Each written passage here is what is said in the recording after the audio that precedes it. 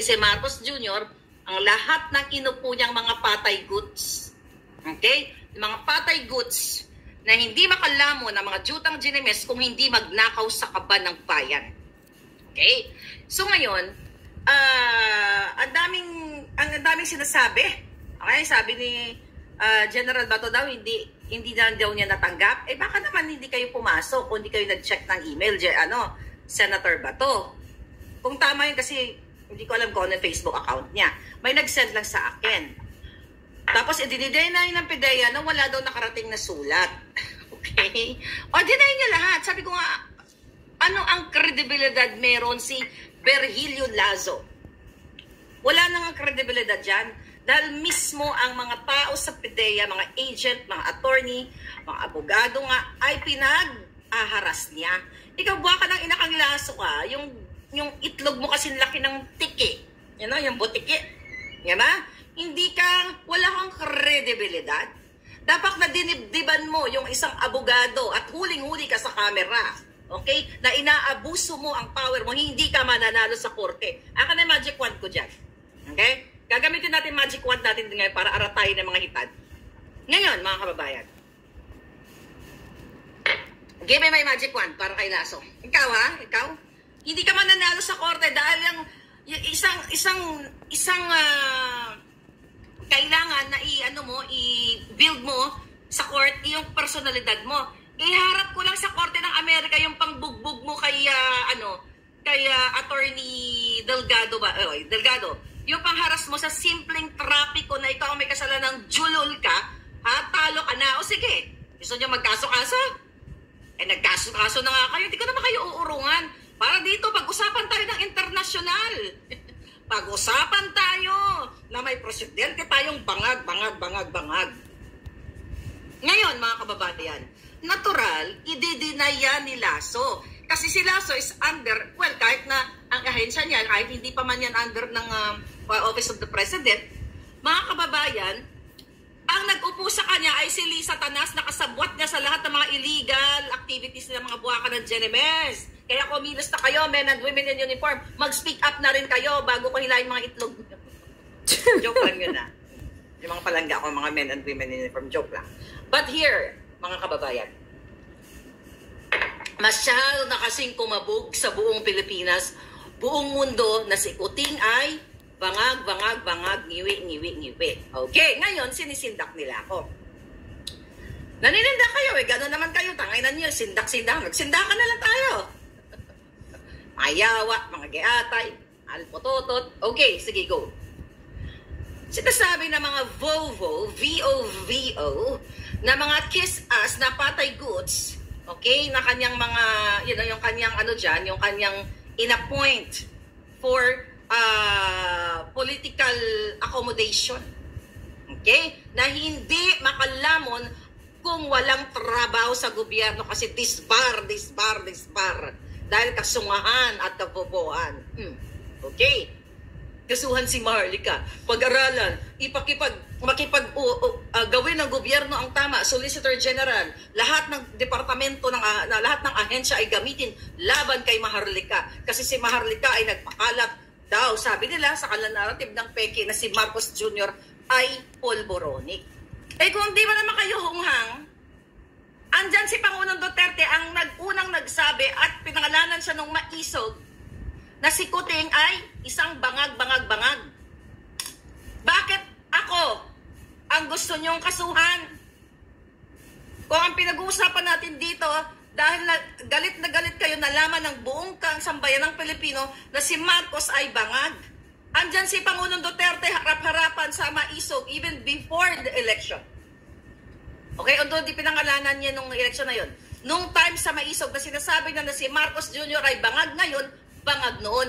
Bakit si Maharlika lang ang target nyo? Hindi nyo kaya si Pangulong Duterte? Oh well, gusto nyo nga pahuli yan sa ICC Ano ito, mga kababayan? Anong ibig sabihin nito? Napakasimpleng solusyon na kapag nagpapulburon test si Marcos Jr. sa harap ninyo, live na walang alteration, okay?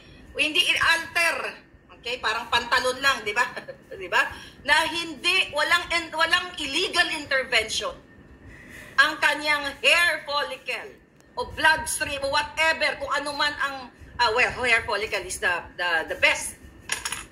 Na humarap siya sa taong bayan para once and for all, mapatunayan na siya nga ay zero pulburon.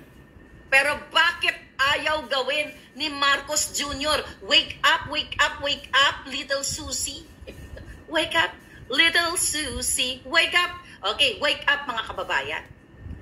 Ang presidente ninyo ay para dapat sa Pilipino, hindi para mangharas ng kritiko.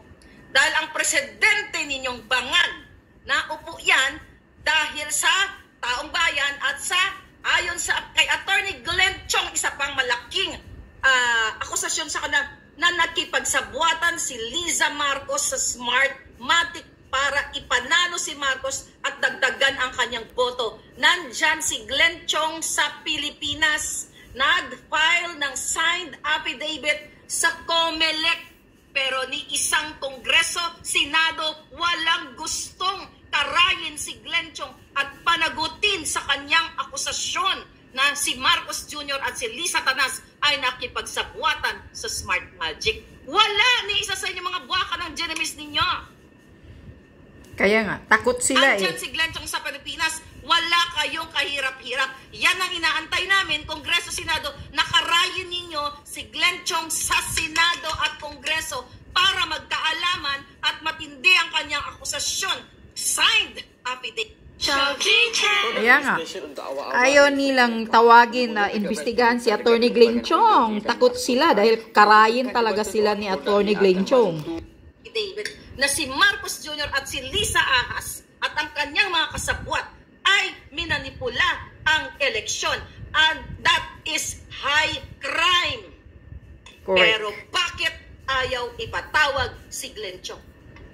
Takot kayong karay-karayin at malaman ng taong bayan na ang buwaka ng inang presidenteng ito at ang kanyang asawa ay dinorobo ang Pilipino.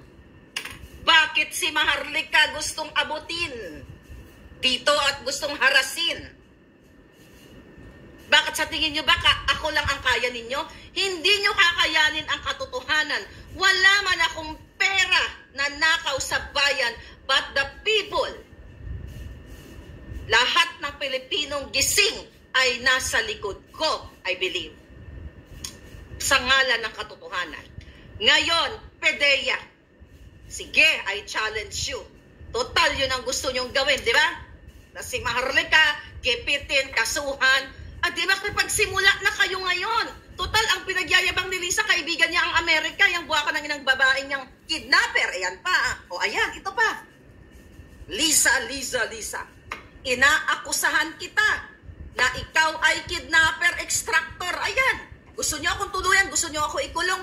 Iyan, ikaso ninyo na sinabi ni Maharlika, base sa kanyang informante na si Lisa Araneta Marcos ay mastermind ng kidnapping sa Turkey. At doon ipapalabas natin sa buong mundo kung gaano ka-demonyo, kahayop si Lisa na nakipagsabuatan sa asawa ni Teddy Boy Locsin Jr. at kay Teddy Boy mismo para baliktarin o baliin ang batas para madukot ang dalawang minor de edad na bata. Yan ang isa pa sa ikaso nyo sa akin at ang magkaharapan tayo sa lahat ng klaseng uri ng korte kahit sa Mars pa tayo magpunta. Yan, Lisa, PDEA, ayan, kumbinsihin nyo si Lisa. Nakasuhan ako na inakusahan ko siyang kidnapper. Dahil isasampal ko lahat ang ebidensyang video na ikaw, Lisa, ay satanas. At natiis mo sa pakikipagsabuatan at pagbali ng batas ng konstitusyon, lahat binali nyo mga jutang ginila kayo. This, pulburon, galit kayo dahil inilabas natin yung mga dokumento? Ha? Madali lang yan. Sabi ko nga, pulburon test lang yan. Dahil lang palang nga. Pulburon test lang, ayaw mo magpapulburon? Ha, Marcos Jr.? At ang sinasabi nyo, dapat si Maharlika hindi nakikialam dito dahil sa usaping Pilipinas, dahil nasa Amerika. Eh, ikaw tangina ka, ilang beses ka nagpa-interview sa akin, Marcos Jr., Ni piso ba siningil kita? Yung anak mong, Tiburcia, na si Sandro Marcos, nagpa-interview kayo sa akin. Siningil ko ba kayo? At sinabi niyo ba sa akin na, Maharlika, huwag niyo na ako interviewin kasi Amerikana ka. Hindi ka pwede makialam. Nung pinakinabangan niyo, mga kababayan, pinakinabangan niyo, ang bunganga ko, okay lang. Ngayon, dahil kinikriticize ko kayo, ipakulong si Maharlika. Hindi ipakulong niyo. Baka kayo makulong. Hindi ba na may mga gago? Oh, ikaw, Vovo, nadadisbar. Ha?